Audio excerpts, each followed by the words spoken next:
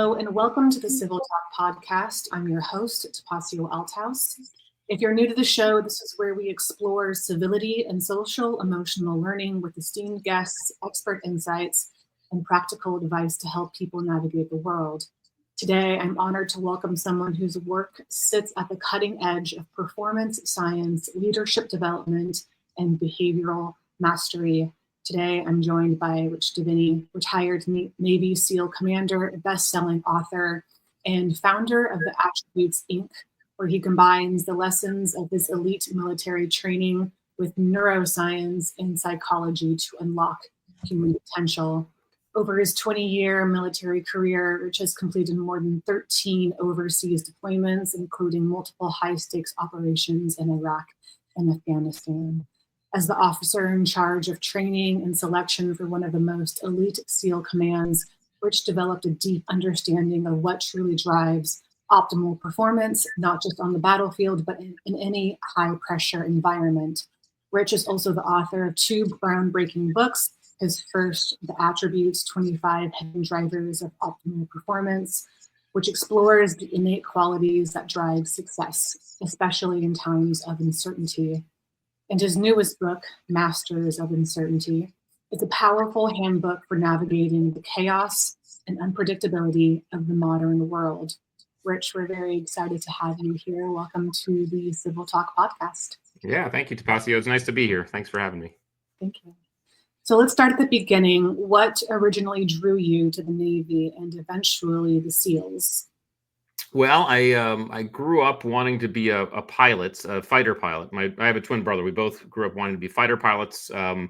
As we looked at the fighter pilots, info, we compared Air Force to Navy, and landing on ships seemed to be pretty cool. So we both kind of bent towards Navy pilots. And this was pre-Top Gun, by the way. So it was so we were originals, but yeah. So we grew up. I mean, we were completely bent on that. It was high school, I think, or it was a very early 90s, so 1990 or something, that I learned about Navy SEALs. And I just saw this article in a magazine. I was like, wow, these guys are pretty cool. So I started doing a little bit of reading. There was not a lot about Navy SEALs back then. No one knew really who they were, but it seemed intriguing. And so when I went to college, I was in an ROTC program. And really, ultimately, when it came time to pick what I wanted to do, I knew I could be a pilot, but I didn't want to always wonder if I could be a SEAL. So I chose SEALs, and the rest is history. I'm glad I made the choice. My twin brother, he ended up being a pilot. He was in the Marines and flew the Harrier. So I lived vicariously through him, and he lived vicariously through me. So when you were in the SEALs, what was the moment where you were able to sort of branch off from the militia aspect and into more of the leadership aspect? Being a point where you really thought about human performance and the importance of that, and what inspired you to bring that training and knowledge into the business world? Yeah, well, so I mean, I went into the Navy as an officer, so I was automatically in, quote, leadership positions. However, that's being a leader. I would kind of say you can't self-designate. You can't call yourself a leader. That's like calling yourself good-looking or funny. Other people decide whether or not you are someone they want to follow based on the way you behave. So I was always in charge of something. Whether or not I was a leader depended on how I behaved and what the people in my span of care thought of me. Now, fortunately, I have a lot of people who've come to me and said, I loved serving with you, and they thought of me as a leader. But all that to say, I was thrust into that environment quite early. It was really only when I took over selection and training for SEAL Team 6, which is one of our very specialized commands, that I began to look into human performance in terms of in the way that I do now. And that was really because we were at a point with that selection process that we were really having trouble articulating why certain guys were not making it through the selection. And we kind of, you see a guy go through and maybe not make it, and we'd say, well, the guy couldn't shoot very well. And, you tell a Navy SEAL of that caliber he can't shoot very well. This is a guy who's probably shot more rounds than most people in the military. So it was disingenuous to him. It was disingenuous to us. And of course, the leadership starts to ask some tough questions. So I was asked to really start looking at what we were looking at and for.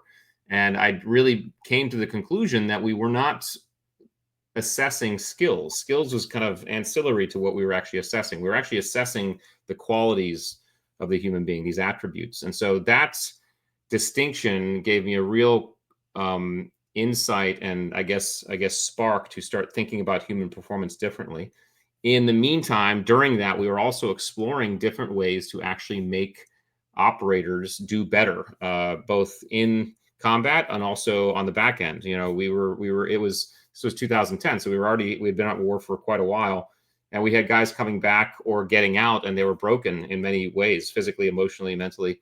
And we kind of said, okay, how can we start looking at becoming better? And I kind of felt, luckily, a few of the folks with me felt like the next frontier was our brains, not necessarily the gym. So in other words, you know, benching more weight wasn't going to do the trick, or running the mile faster wasn't going to do the trick. We had to start thinking about how to develop a better working relationship with our brains and our physiology. So we founded at that point what was called the Mind Gym, which was really an experiment to throw a bunch of things against the wall to see if we could start developing better relationship with our brains. You know, everything from breathing and respiratory to float tanks to visualization, things like that. So all of this kind of in these moments in this time frame got me very keyed into and excited about this type of performance. And of course, when I got out of the Navy in 2017, I kind of, you know, one of my friends is Simon Sinek. He's a pretty big in the leadership space, and he asked me to start working with him. So I was in the leadership space, and I recognized that businesses and teams were having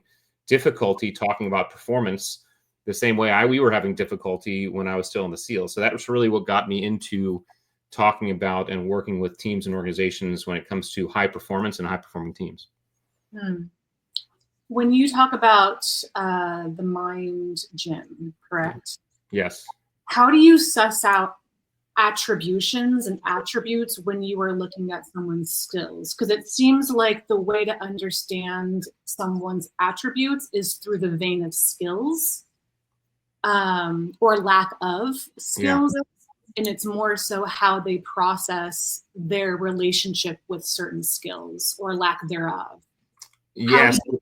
Yeah. Sorry, go ahead. No, absolutely. Sorry for interrupting. So yes, you can certainly, every skill we have is buttressed by attributes. Attributes are what allow us to develop and master a skill. However, skills and attributes are different in these very distinct ways. Skills are not inherent to our nature. In other words, we're not born with the ability to ride a bike or throw a ball. Skills direct our behavior in known and specific environments. So here's how and when to throw a ball or ride a bike. And then skills are very visible. So therefore, they're very easy to measure and assess. You can put scores around skills and statistics around skills. You can put skills on resumes, which is why most people get seduced by skills when we're picking or hiring or performance evaluating. The problem with skills is skills do not tell us how we're going to show up in stress, challenge, and uncertainty, because in an unknown environment, it's very difficult, if not impossible, to apply a known skill. So this is when we lean on our attributes. Attributes, on the other hand, are inherent to our nature. In other words, all of us are born with levels of patience, situational awareness, adaptability. Now, you can certainly develop attributes over time and experience, yes, but you can see levels of this stuff in very small children. Anybody who has kids or even has hung out with kids will agree with me when I say there are 1.5-year-olds who are patient and there are 1.5-year-olds who are impatient. So there's a nature-nurture element to attributes. Attributes don't direct our behavior. Attributes inform our behavior. So my son's levels of perseverance and resilience informed the way he showed up when he was learning the skill of riding a bike, and he was falling off a dozen times doing so. And then finally, because they're difficult to see, they're very difficult to measure and assess. How do you measure someone's levels of patience or situational awareness? And so the idea is you can assess attributes, especially you can really assess attributes at any point, but you see them the most viscerally and visibly during times of stress, challenge, and uncertainty, when skills actually cannot be applied, when we're leaning on things like qualities like situational awareness or adaptability. And so this is what made the environment that I was in so beautiful, because everything about SEAL training, whether it be basic SEAL training or the high level stuff I was doing, is all about throwing guys into stress, challenge, and uncertainty and seeing what happens. So the answer is yes, you can certainly look at you can see some attributes kind of in the background, running in the background through skills-based activity, but you see them the most viscerally and viscerally during stress, challenge, and uncertainty. Who shows up? It's us at our most raw. That's fascinating. I want to get into that, but before we get into the stress factor combined with attributes, can attributes be developed or strengthened over time? If you're saying they're innate and skills seem to be something that can obviously be acutely sharpened, whether that be riding your bike or whether that be learning how to play piano, are attributes fixed traits we're born with, which is what you're saying right now? And if they are, how can one strengthen them and be developed? And also, and we can talk about this more in depth later, because this is a two-part question, have the self-awareness of what are my attributes and what are not my attributes that I want to hone into? Yeah. It's a great question. The answer is yes, attributes can be developed. They just you can't do it the same way you develop skills. So here's a great way to test whether or not you're dealing with a skill or an attribute. And the way is you ask a very simple question. And the question is, can I teach it or can it be taught? If the answer is yes, it's probably a skill. If the answer is no, it's probably an attribute. So for example, you could say, Rich, I want to learn how to shoot a pistol and hit a bullseye. Okay, well, I could take you to the range and teach you how to do that within a couple hours. That's a skill. Or you could say, Rich, I want to learn how to be more patient. I can't teach you how to be more patient. That has to be self-developed. So attributes must be self-developed. Now, there's a couple ways we can manipulate our attributes. The most common way, and so just to give your audience a kind of level the information here, we talk about 41 attributes in the work we do. Every single human being, every single one of us has all 41. Okay, we all have all of them. The difference in each one of us are the levels to which we have each. So if we take adaptability, and on our assessment tool, the Likert scale, 7 is high and 1 is low, right? So I'm about a level 6 on adaptability, which means when the environment changes around me outside of my control, it's fairly easy for me to go with the flow and roll with it. Someone else might be a level 3, which means the same thing happens to them. It's difficult for them to go with the flow and roll with it. They are still adaptable because all human beings are. There's just more friction there. So if we were to kind of line up these attributes on a wall like dimmer switches, all of us would have different dimmer switch settings, which starts to speak to our own unique performance. So that's number one. We all have all of them. And if you were to take our assessment, for example, you'd see your order of the attributes from your top one all the way to your bottom one. And all that's saying is how you prioritize your behavior. All right. It's not saying you don't have them. Your lowest one you still have. You just prioritize all the other ones before that one. So that's number one. Number two, we are constantly in regular everyday life dialing up and dialing down our attributes depending on what the environment needs. So for example, if you are low on patience, there are certain environments you go into, you're saying to yourself, I need to dial up my patience. Okay. But the thing is, it's taking conscious thought. The same thing with an attribute you're high on. I have a good friend who was a SEAL who his number one attribute was humor. And I said to him, I said, are there environments where you have to dial down your humor? And he said, oh yeah, because the joke I want to tell is not appropriate at all. I have to dial it down. So we are making conscious efforts to dial up and dial down our attributes in regular everyday life. The thing we have to understand is when the situation, when the you know what hits the fan and we are at our most raw, we are no longer making conscious effort. We are acting without thinking. We are basically, well, I shouldn't say acting without thinking, but we are acting in accordance with that order. So at your most raw, if you're low on patience, you're going to be low on patience. That's your default setting, in other words. Right. So we do have to understand the attributes are manipulative, are able to be manipulated on a daily basis by conscious effort. Now, the next question, which I want to answer, is can you develop attributes so that they move up in the stack and they're less effortful or more effortless? And the answer is yes, you can. However, you have to do, there's some specific things you have to understand. First of all, one, you have to know you're low on it or know you want to develop it, okay? Two, you have to have a reason for or motivation to develop it. And the reason why I say that is because just because you're low on an attribute doesn't necessarily mean you have to develop it. In fact, developing it might be detrimental to what you're trying to accomplish. I always say the stand-up comic with too much empathy is going to be a lousy stand-up comic, okay? The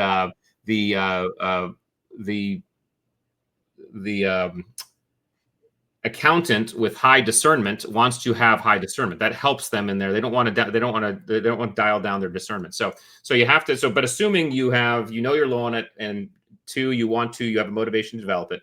Three is the most important step, and that is you need to go find and seek out environments inside of which develop and tease out that attribute. So if you want to develop your patience, for example, you have to go find environments that test and tease your patience, whatever that looks like for you. It could be, I'm going to deliberately driving in traffic on the 5, right? It could be I'm going to stand in the longest line on the grocery store. I'm going to pick the longest line. I always say having kids will develop patience pretty quickly. But whatever that is, you have to do that deliberately, and that dial will start to move up. It just takes a lot more effort, and it's a little bit slower if you choose to do that. But again, I want to emphasize that if you were to get your report and see your 1 to 41 and say, look at your top 5 and your bottom 5, your top 5 and your bottom 5 attributes do not equal your strengths and your weaknesses. In other words, you are successful as a human being as much because of your bottom 5 as you are your top 5. In other words, if you're low patience, that low patience has served you in very beneficial ways. There are, of course, some blind spots we have to be aware of, yes. But we don't look at the attributes in terms of judgment. We look at it in terms of, hey, this is my unique performance picture, and this is how and why I behave the way I do. Right. You mentioned, people who put themselves in situations that will trigger their lack of patience. And I mean, the only way you can really boost your patience is if you are in situations that require you to be more patient. Right. You can't become more patient by reading about it. I mean, you can intellectually understand it, but it's really an exercise, what you're talking about. And with that being said, how willing do you think how much motivation do people need in order to put themselves in those situations in a way where they are not only self-assessing, but also getting better at something so that their baseline will be improved patience? Because it seems like people, generally speaking, and from what I have learned, are really hesitant for change and have a baseline, and will very much be attracted to people who are okay with the levels in which they're at. Yeah. So, is there a difference between people? I mean, I'm sure Navy SEALs are in their own category for sure, but our listeners, whether it be, a team leader or a team member, which people are more drawn to putting themselves in positions that are uncomfortable? And what do you have to say to people who are kind of afraid and hesitant to put themselves in those situations in order to sort of push those dials up? Yeah, it's a great question. It's probably the $1 million question, because I'm not sure if I have the answer. However, because it's such a subjective thing in terms of what can motivate a person to, in fact, change. There's the old, there's several adages about, people will do more to avoid pain than they will to gain pleasure. So pain will allow oftentimes people to want to change, to avoid some sort of pain. Goal setting, striving for certain accomplishments will allow people to change. It's such an individual as leaders, for example. So I was in charge. So I always endeavored to be a leader. And I know that one of the most important attributes for leadership is empathy. Well, I've always been a little bit low on empathy. Now, most Navy SEALs are. And like I said, it's a good thing that we are, because if you're too high on empathy as a Navy SEAL, you're probably not going to be able to do your job effectively. We find the same thing, by the way, in emergency rooms with emergency room surgeons and nurses. They say the same thing. They have to keep their empathy a little bit lower, because if they get emotionally invested, they can't do their job. That said, I recognize that as a leader, if I wanted to be the leader if I wanted to show up as the leader I wanted to be, I needed to up my empathy. So I have, for many years, been deliberately working on my empathy and putting myself in environments where I can try to get in the shoes of another. So one of the things I do that is uncomfortable is I'll go find a viewpoint or perspective that I vehemently disagree with and see if I can get in that person's shoes. Now, one thing about empathy is empathy does not require agreement. Okay, just because I'm putting myself in that person's shoes doesn't mean I'm going to agree with them, but I can certainly make an attempt to try to feel what they feel. So I think the motivation, any type of motivation, it comes from within. The external environment can force the internal self to say, I want to change this. But I think any of the listeners who want to figure out or explore their own potential, we have to all understand that our potential cannot be explored unless we are willing to step outside our comfort zone. We don't do it. We cannot do it inside of our comfort zone. So if we want to explore our potential by any means, we have to be willing to step outside our comfort zone. And that's going to mean doing some things that are uncomfortable. It might mean working on some attributes we're low on, whatever that means for you. But discomfort is where we find the roots of discovery and evolution in our own pathway. And it's, by the way, why and how as humans we've gone from cave dwellers to space explorers, because we're wired to do this. So yeah, I love this idea that you're talking about. And while you're speaking, I'm thinking about, obviously, this podcast and a lot of things that you talk about in your book are for leaders. And I don't think leaders necessarily. So when you're talking about these emotional attributes, I'm thinking about how people can also be leaders in their own personal life. mm-hmm. And I think that's really important too, is leaders are not just someone you see at the head of a desk in a business office. Right. You can also be a leader in your personal life. I am a leader in my own microcosm of a world because I'm stepping up, trying to be a better person. If I am trying to be better with empathy, I am a leader in this because I am trying to be better. One of the favorite quotes that you've said, that I've heard you say, is leadership is not a position, it's a behavior. Right. And I really love this quote. How do you help someone see themselves as a leader through their behaviors, especially if they feel that they lack confidence or they lack authority? Because having a leader is important, whether you're showing up for yourself as a leader or whether you're showing up for your community as a leader. And I think it's important for people who might have more experience like yourself to usher people into those positions, especially if you kind of see something that they don't. Yeah. And, especially for maybe women or people of color or people who might have been marginalized in society. So what do you have to say? How do you help someone see themselves as the leader that that they can be? Yeah, it's a wonderful question. I would say the first angle we have to take is we don't get to self-designate. So in other words, we don't get to choose or decide that we're a leader. We need to encourage other people through our behavior to see us as leaders. Mm-hmm. That's number one. But number two is one of the most important and most powerful ways that others tend to look at people as leaders is when those leaders are working to bring the best out of individuals. And so one of the key behaviors of leadership, and this is quite ubiquitous, is that they will bring the best out of those around them. And by the way, leading ourselves is bringing the best out of ourselves as well. And so I would encourage anybody who wants to be seen as a leader to start exploring how they can bring the best out of themselves and how they can bring the best out of others. Because we know the best leaders that we've heard of, they're not the ones who are always in front, leading the charge, telling people what to do. They're often in the back. They're inspiring. They're encouraging. They're empowering. They're often, forgotten in some ways because they create teams that run without them. They create teams that outrun them. So anybody who aspires to be a leader should understand it's about bringing the best out of yourself and bring the best out of others. You do that, and it's quite common that people are going to see you as a leader and start designating you as one. Right. With that being said, when you're in those positions, and I love that because I feel like leaders naturally have this sort of lack of ego sometimes because they are okay with sort of being in the back.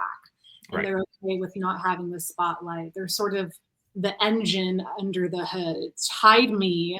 I don't need to be the exterior, but I am the important interior parts that keep everything going.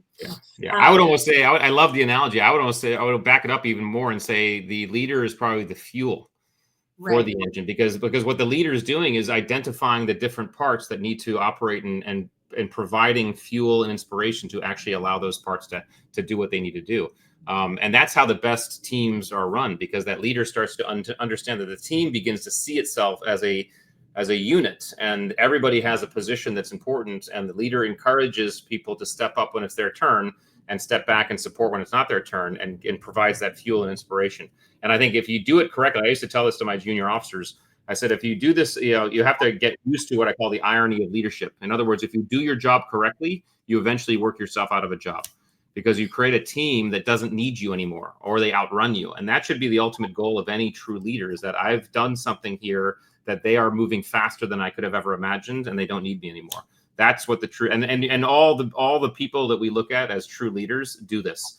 The people who are dictators or have, I say you do, or drivers, we just don't see people that way. They always have to maintain that control, and that's founded and grounded in some sense of arrogance or even insecurity to a certain degree. I love that too, because with leaders too, they don't really see as my business is flying the coop and that's like a loss. They see it as this is now time for me to pivot. Yeah. And I think that some leaders or people, not even leaders, might be like, I'm going to cling to this because it's part of my identity and that's all I have. But leaders are really interesting in that sense where they don't have a scarcity mindset. And that might be an attribute or a skill, but I think that's an interesting phenomenon that I've seen. And just by the way, for our listeners, everything that we're talking about right now is found in Rich's book, The Attributes, 25 Hidden Drivers of Optimal Performance. I highly recommend picking up this book and going into depth with this. So we're talking about leadership is not a position, it's a behavior. To follow that up, I've also read you say, and you don't get to decide if you're doing it well, the people you lead do. Yeah. And that's kind of what we're talking about right now. How can leaders sort of realistically get better feedback on their leadership behaviors beyond sort of standard performance reviews? And is there a right or wrong way to assess leadership performance? And how can leaders sort of, for lack of a better word, take the lead on this? Yeah. Well, I think the way is to first reimagine what the task organization structure looks like for a high performing team, and I talk about this in both books. But the actual task org structure for a high performing team does not look like a pyramid. It also does not look like a flat line. It doesn't look like an upside down pyramid. It actually looks like an amoeba or a blob. And what that means is, and this is a concept that we call dynamic subordination. What dynamic subordination means is that a team understands that problems and challenges and issues can come from any angle at any moment. And when one does, the person who is closest to that problem and the most capable immediately steps up and takes lead, and everybody follows and supports. And then the environment shifts and someone else steps up. And I use myself as an example. I was an officer in the SEAL teams. I went on hundreds of combat missions, both in Iraq and Afghanistan. I was in charge of every single one. It did not mean I was always being supported. In fact, most of the time it was the opposite. I was supporting other people, whether it was my snipers, my breachers, my assaulters. Sometimes the environment would shift and they'd be in support of me. But what this tells us is a couple things. First of all, it tells us that our position and our role on a team has nothing to do with our rank or hierarchy. It has everything to do with what we are there to contribute to a team. Now, why does this matter in terms of feedback? It's because if you create this type of environment, then you create a constant feedback loop for everybody, because the environment, the team understands we have to always figure out who the best person is to step up and support that person. And everything about support is embodied in constant feedback. And every single high performing team is constantly on this feedback loop of getting better. We talk about it in ways of being vulnerable and building trust. And that vulnerability is being as transparent about our strengths as we are about our weaknesses, both individually and as a team. You can create these types of habits as a leader in a team by creating a habitual way of doing it. In the military, we called this the after action review, or AAR. What this was after anything we did, whether it was a shooting drill on the range, whether it was a big mission or whatever we were doing, after we were finished, before we put away our gear or cleaned anything or did anything else, we got into a big huddle and we asked ourselves 3 questions. What went right? What went wrong? And what could we do better? And we did that over and over again. And by the way, we didn't only do that when something went bad. We did it even when things went great, because what you don't want to do is stigmatize the process. Every single time we did something, we asked ourselves these questions. So we created a habit of feedback. Now, in that environment, especially when the stakes are so high, you find that feedback loop gets shorter and shorter. I mean, our feedback loop in the SEAL teams is seconds. I can't make a mistake for more than 2 seconds before someone, either me or someone's going to recognize it, and we call it out and adjust. But in the everyday world, it doesn't have to be that rapid, but it can be as efficient, and then it can be as effective and trusted, because what this does is it empowers a team to understand and start to really embody this idea that feedback is positive for the team. Even if the feedback is negative, it's all about positivity for the team, making the team grow. This is the leader's job, to create that environment. And the way the leader starts to do that is the leader goes first. The leader goes first in all of these behaviors. I always eschew this idea that, this old adage that the leader leads from the front and is leading the charge and all that stuff, right? That's really not the way it is. In fact, most great leaders, they actually let the experts lead from the front. Where the leader always has to go first is with behavior. If you go first with behavior, you model the behavior you want to see more of, and then you reward the behavior you want to see more of. So if you want to see transparency, vulnerability, and feedback, you go first in that behavior. You show people how it's done, and then you and then you reward it when you see it again. And that goes for our trust behaviors. That goes for our leadership behaviors. Anything we want to see more of, we model it first and then reward it when we see it. And that's how we create that loop. And that's how leaders or people in charge can become leaders. Mm-hmm. I love the idea of a community or people being an amoeba rather than having it be a pyramid. That's a really great example because it flattens out the hierarchy, which I really like. And it makes it so everyone's kind of working together on a sort of equal level playing field, and bringing out their most potent and powerful attributes to work together as a system. So when you're just curious, when you were in the SEALs, you're talking about or your co-partners, I guess, would give you feedback in real time. How do you differentiate, and what's the difference between like a Navy SEAL giving feedback in real time as opposed to like doing it correctly in the business world? Well, I feel in Navy SEAL, it's just like, don't do that. And it's like, it's not about saying something nice in a nice way. It's just like efficiency. That's number one, but when you're in a business setting, efficiency and empathy sort of have the same tier, Yeah, with the Navy SEALs, in the Navy SEALs, expletives were probably were probably very common, right? But there's a reason for that, and it's because in the SEAL teams, you all go through the same crucible, and so you're all quite similar in the way that you respond to feedback, and the environment requires you to be thick-skinned when it comes to that. So the feedback loop is quite fast and visceral, and in some cases, expletive laden. But all that said, in the civilian world, we have to be cognizant, and part of the job of a leader is to be cognizant that there are different people and different personalities that receive information differently. And so, even in my civilian role, as I've kind of been a civilian for the last 7+ years now, I recognize that I can't give Navy SEAL feedback to everybody. You have to be able to adjust your model. Now, there are some people who I've met and I've worked with that like the Navy SEAL type of feedback. They're like, hey, they just tell it to me straight, give it to me hard and straight and fast, right? Other people, you just have to get a sense. And this is where empathy come into play. This is where emotional intelligence and emotional awareness comes into play, where we have to be able to adjust our style and adjust our approach to the individual we're dealing with. Part of that process is to build trust within your team, and trust is built, again, through behaviors. How are we treating people? And as we treat people in positive ways, and we show them that we care about them, we start learning about them, and we learn about what their unique way of uploading information is. And again, if we're not doing that job as the person in charge, then we're not going to be the leader that we want to be. Yeah. Your newest book, Masters of Uncertainty, explores, we're kind of talking about that right now, but explores how we can navigate chaos and unpredictability with more confidence, which is essential for leaders and people who are trying to build anything that sort of causes friction with any amount of, or causes friction against the status quo. And it feels incredibly timely for the world we're living in right now. What prompted and inspired you to write the second book? And if you could just explain to our listeners, just a recap and what it's about.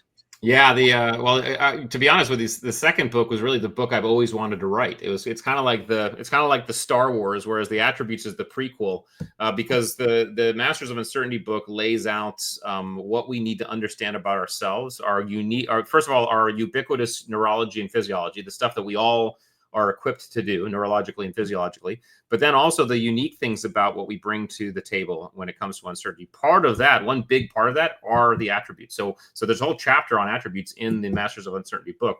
And I think kind of through, maybe it was kind of an unconscious genius, I guess, I wrote the attributes first because it's a much bigger, broader topic. And I was able to kind of get that and build out the assessment and do all the stuff. So that when Masters of Uncertainty came out, it could be just a chapter and people could refer to that. But ultimately, the reason why I've always been fascinated with this idea is because just being in an environment in the SEAL teams where we were constantly thrown into this stuff, I always wondered, ooh, how do we do what we do? How does this work? I began to get fascinated with neuroscience. A good friend of mine, his name is Andrew Huberman. He has a very popular podcast called the Huberman Lab. He and I, we met each other 7 or 8 years ago, right when I got out of the Navy, prior to the podcast, and we started working on this type of stuff. He was running a fear lab at Stanford. I was interested in the neuroscience. He was interested in what we actually do, what SEALs do, and kind of meshing that, bringing that together was the goal, so that people understand, hey, these are the things you can actually do in these environments. Now, last thing I'll say on that, the 2 reasons why I'm really interested in this and why I'm excited for people is because one, it'll absolutely help us, anybody, when uncertainty hits without warning. And if there's anything certain about life, it's that uncertainty is going to hit without warning at some point, right? So to be able to have the tools and the techniques handy to be able to manage yourself when uncertainty hits without warning, that's awesome. But one of the reasons why I'm more excited is because, just like I mentioned prior, a little bit ago, is that our potential can only be found outside our comfort zone. And so when we begin to master this stuff, we begin to build confidence in our ability to deliberately step outside our comfort zone and start to explore our potential and try things we've never tried and grow in ways we've never grown. Our growth, our evolution as human beings, it's all outside our comfort zone. And these are tools and techniques that will allow people to understand exactly what they need to do and build confidence in their ability to do it so they can deliberately start to explore their own potential. And that really excites me. That is exciting. In the book, by the way, is that a play on Black Sabbath, Masters of Reality, or no? Oh, yeah. Come to think of it, it's no. But I love that you brought that up because I love Black Sabbath. So, but yeah, no, it's not. I didn't think of the Black Sabbath one. So okay, I think I remember hearing you were into rock or punk rock or heavy metal, and I'm a Black Sabbath fan, and so I was yes, I love. Yeah. listening to Masters of Reality, and I was like, oh wow, I wonder if it's a play on that. It could be. Anyway, so you emphasize that true mastery of uncertainty isn't about controlling chaos, but learning to operate within it. What mindset shift is required to actually embrace that? And what's the first step that you would have people do who are really wired to seek control? Yeah. So first I would just say, and you and I could talk for probably a couple hours by going in deep, but I won't do that. I will say this. One important mindset shift, or 2 important mind shifts, is that uncertainty and these types of environment often breed or are the result of our fear and stress and fear. And what we have to understand is the reframing of what stress and fear are. Stress and fear are, while they are detrimental in certain ways, they're actually beneficial in many other ways. The human species has been given these gifts. Stress is what allows us to get up and get moving. Okay, when we feel stressed because we're hungry, it's telling our body, get up and go find food. We feel stressed when we're lonely. It's telling us to go up and find companionship. So stress and that discomfort is, in fact, getting us up and moving. So that's one. So reframe it. It's a good thing. Fear is the same way. Fear is nature's risk assessment tool. Okay. Fear is telling us and saying, hey, amygdala is getting tickled. Pay attention because there might be a threat here. There might be harm. It's feeding us some very positive biology, neurotransmitters and otherwise, that actually are allowing us to get on edge and to focus in our attention. So fear is actually a good thing. And I always said I was actually given a great piece of advice by a leader years ago. He said, beware the fearless leader, because that person's going to get you killed. I would always, if I saw fearlessness around me, I would vet that out. I would get rid of it, because I need people to understand that little tickle, that amygdala tickle, because it works against complacency and getting too comfortable. So reframing fear and stress is one thing, a mindset shift we have to really embrace if we want to start stepping into this stuff. And then uncertainty. I mean, I'll just say it again. Our growth, our exploration comes from this idea of uncertainty. We actually, as humans, we get bored with the same. We're always actually trying to get a little bit of variety, and uncertainty provides us that variety. So just reframing that uncertainty is not necessarily a bad thing. It can actually be a very positive thing. It can be a pivot that we never saw coming. It can take us into directions that we never anticipated. And I think many of us could tell stories about things that have happened to us that we initially thought were bad. And after reflection, going through, it's like, man, I'm so glad that happened, because I wouldn't be where I am today had that not happened. So the key is, can you reframe that? Can you make that reframing done earlier in the process, so you can actualize it a little bit faster? Yes, actualizing it. You mentioned in a podcast that I was listening to, of, like when you're in the ocean, for example, and you just get like tumbled by a huge wave, what do? Do you scramble to get air, or do you sort of, any surfer would know, you sort of move with the under wave and that's, I thought, was a really great analogy. And you kind of have to move with it until it spits you back out again, and you can't fight it. If you fight the wave, if you fight nature, it'll just make it so much harder for you. Yeah, and it'll also drain your energy, by the way. You'll get tired and you'll burn out faster. And so you're 100% correct. I mean, the ability to maintain calm and composure is this idea of moving with and through and kind of flowing like water, so that you can actually make decisions and do things that you want to do, versus you're acting without thinking. So. Yeah, exactly. And it's sort of like sitting with that chaos and not seeing it as an enemy, but seeing it as a teacher. Yeah. So how can one sit in that difficult question or that difficult discussion or whatever with curiosity instead of sort of destructive reactivity? And I think that's really difficult when people are, something hurts you and you want to shove it away, of course, but I think that's what your frontal lobes are for, right? It's like you mentioned it actually in another podcast. I thought this was brilliant. When you're touching a hot pan, your frontal lobe is like, it's going to react right away. And that's to help you, that's to benefit you. But there are other times when you need to sit, obviously when you're not touching a hot pan, but in other modes, like when someone's saying something you don't like, you kind of have to touch that metaphorical hot pan and sit in that sort of and that discomfort for a little bit, and frame it as, how can I be curious with this moment instead of reactive? Yeah. Anytime we're engaging our frontal lobe, which is the decision-making logic part of our brain, we are actually in the conduct of working effectively through our environment in a conscious way. When we are overloaded and our autonomic arousal is way up there, amygdala is getting tickled, what happens is, in the extreme cases, we suffer amygdala hijack or autonomic overload. This means the limbic brain, our lizard brain, has actually taken the fore, and we are acting without thinking. This is, in fact, what's happening when we're touching a hot stove or jumping out of the way of a moving train, right? That comes very handy, by the way, because our body reacts before our brain has to, and so we get out of the way. However, in 99% of other cases, in discomfort, challenge, and stress, we want to re-engage that frontal lobe. And what you're saying is absolutely true. If we're able to re-engage that and ask specific questions, sit with it, interrogate it a little bit, and have a dialogue, we are engaging our frontal lobe. We're keeping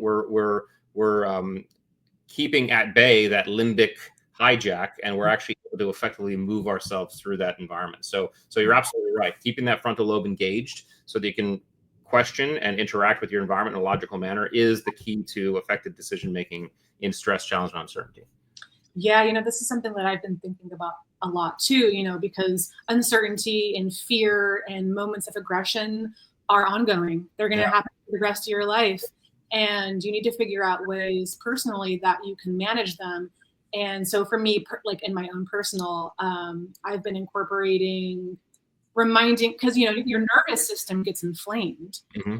And when that's chronic, you see your body, especially as you get older, your body is reacting to it in certain ways. Yeah. And it's important for you to really rein that in. So for me, what I've been doing is, a good thing is to remind yourself you're not in danger. Yeah. Just because someone has a differing opinion from you that is completely in not in sequence with the way your values might be, it's fine. You're not in danger. It's a wonderful technique, which I want to really emphasize, because you're absolutely right, and it's a really beautiful one, and it has to do with this idea of reframing in the moment, or bringing in a different perspective, or sometimes it can be, in certain cases it's counterfactual thinking, but it's bringing in a perspective that is way different than the one you have now. And now we as Navy SEALs have the fortunate, I guess, gift of being able to do that very easily, because almost anything here in the United States that happens to us, at least, well, here's a great example. I'll tell you, I was getting ready, obviously you don't do a lot of public speaking when you're Navy SEAL. So when I first started public speaking, it was difficult for me. I'd get nervous and things like that. It was shortly after I began my career as a speaker, I was getting ready to give a talk to about 2,000 people, and I was about to go out on stage, and the organizer and I were talking, and he said, "Hey, are you nervous? Or do you get nervous?" And I said, "Well, let me ask you a question." He said, "What?" I was like, "Is there anybody out there that's going to be shooting at me?" And he said, "No." I was like, "Well, I got nothing to be nervous about then, right?" Because what I was trying to do is bring in that perspective. I mean, if you can, just like you said, this is not going to kill me. I'm not in danger. It brings in that perspective that allows you to actually contextualize it in a different way and frame it in a different way, and actually brings that autonomic arousal down. So I think it's a wonderful and beautiful technique that should be emphasized for people to try to do in these environments. So yeah, it's funny that you mentioned that. It's like, no one's obviously shooting at you at a TED conference, or whatever it is, And I think about the moments where I am going through something and it's not bothering me as much as it should.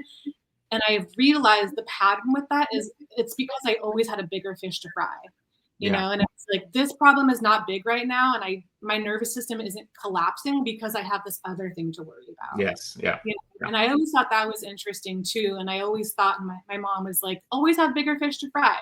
Like, always have a bigger problem that trumps these small problems, because then you're going to look at them and be like, not a big deal, and I can overcome them. That's right. It's wonderful. Yeah.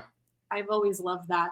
But so what's your advice for someone who can sustain resilience and this sort of adaptability when this uncertainty and is chronic? So what advice do you have for people who can really come back to moments and with resilience and confidence and adaptability? I know we're saying right now, reframe things, but what is something that can sort of sustain this resilience and do it in a way that's ongoing? Yeah, it's a great question. So I want to just give you one of the important concepts from the second book here in terms of how we can effectively, the tool we can use to effectively move through uncertainty, challenge, stress. This tool is called Moving Horizons, and it has to do with the way our brain processes the world around us.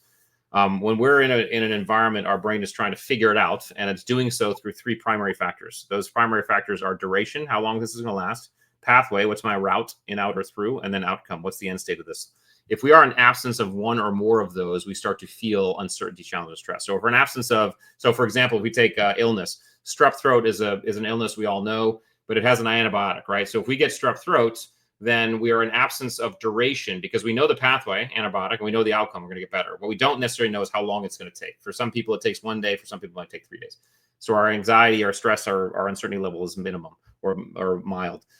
Now let's take the flu. Flu is also a disease or an illness that most people don't die from. So we know the outcome is we're going to get better, but there's no known cure for the flu.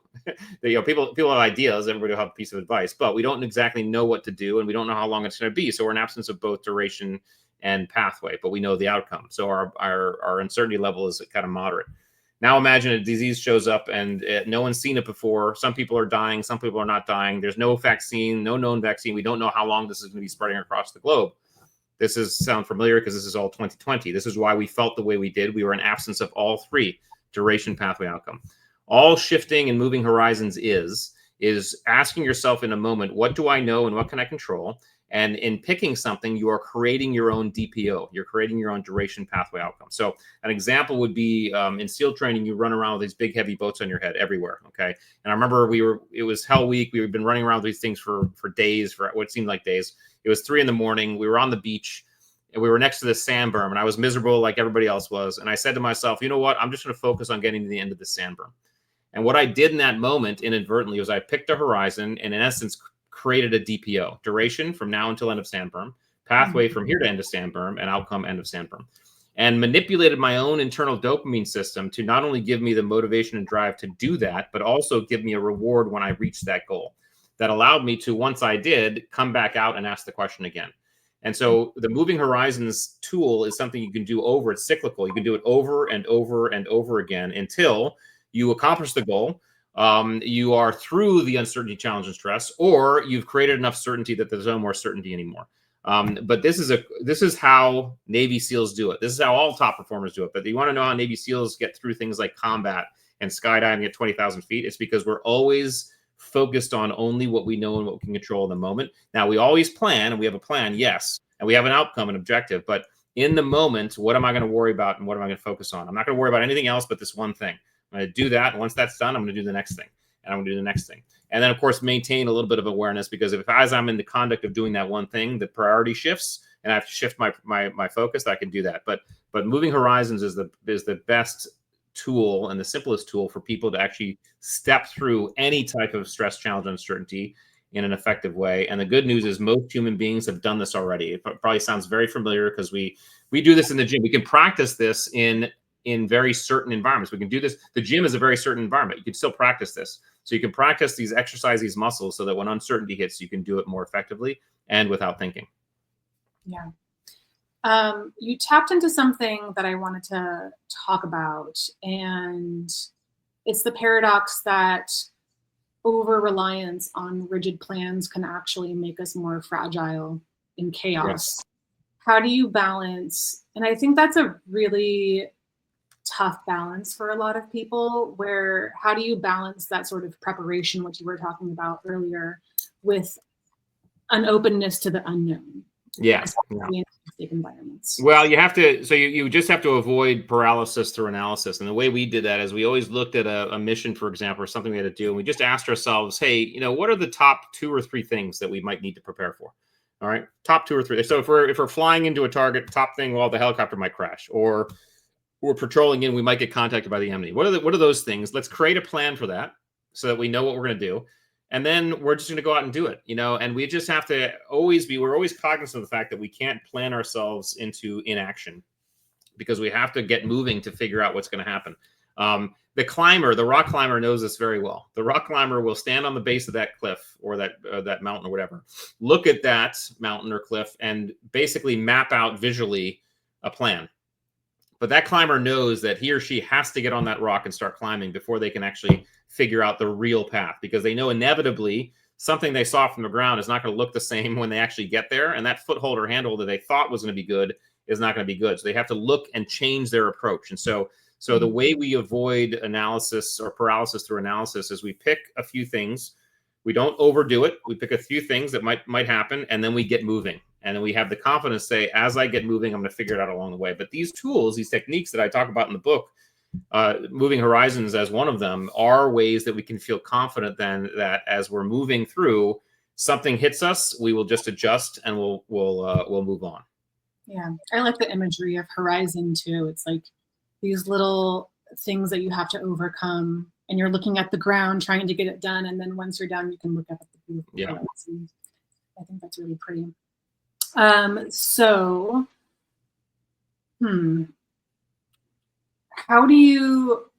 What's something that you've changed your mind about over the years when it comes to human potential? You've had a lot of experience with obviously the Navy SEALs and your website, your business, Attributes Inc., your 2 books. What are some things that you have disillusioned yourself with about human potential?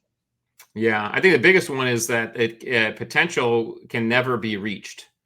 Potential is always in front of us, and that's actually, it's shifted my paradigm because it's made it more exciting versus less exciting, because it's always exploratory.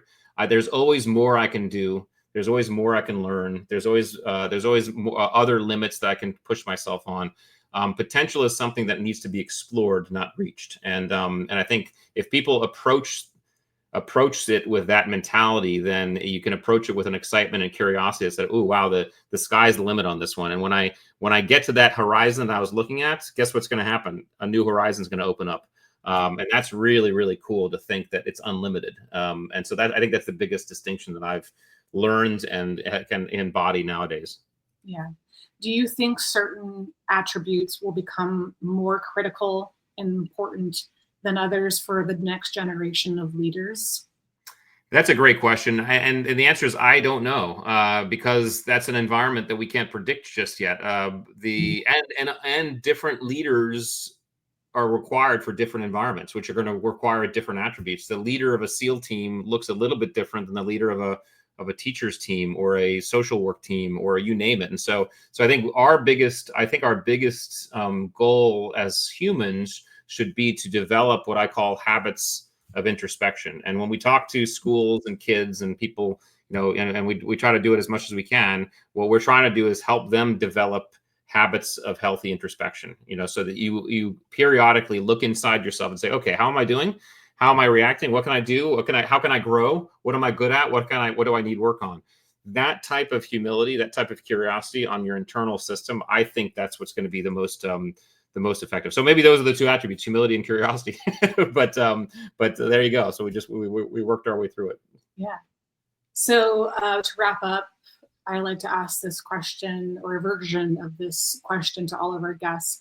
After years of operating in high-stake environments like the Navy SEALs and now guiding others through uncertainty, how do you personally stay grounded?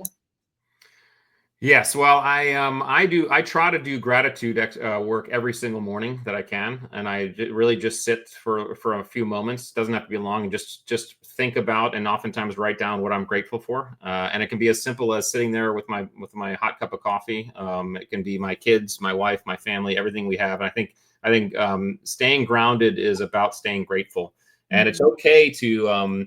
It's okay. I always say, I'm always grateful, but never satisfied. And I think that's okay. So you can be grateful for where you are, but still not satisfied in the sense that I want to explore more. I want to do more. But I think my family always keeps me grounded. My friends keep me grounded.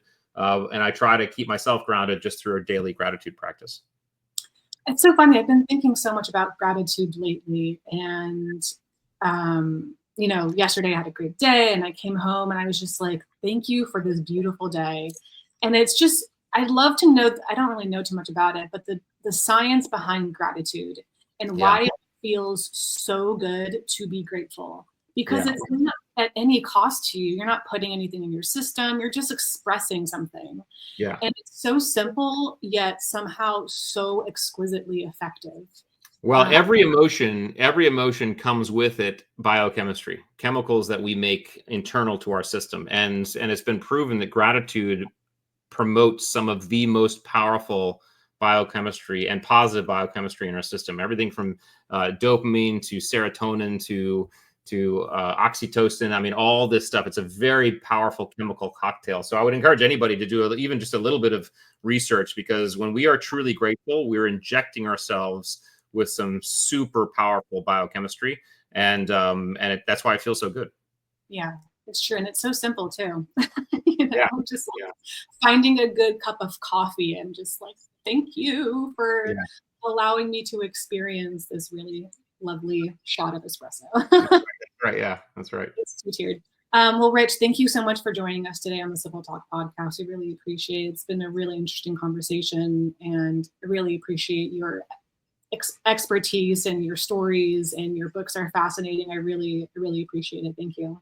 Well, thank you for having me. It's been a wonderful conversation. So yeah. And for those listening, you can dive deeper into Rich's work through his best-selling books, The Attributes and Masters of Uncertainty, or you can learn more about how his team helps organizations unlock their hidden potential at theattributes.com. All of this will be linked on our website at civiltalk.com as well.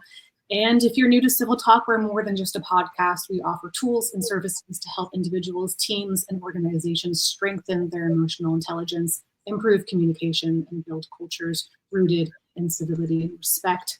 From our digital learning platform to our AI-powered Org Talk service, everything we do at Civil Talk is truly designed to help people connect more deeply and lead with intention.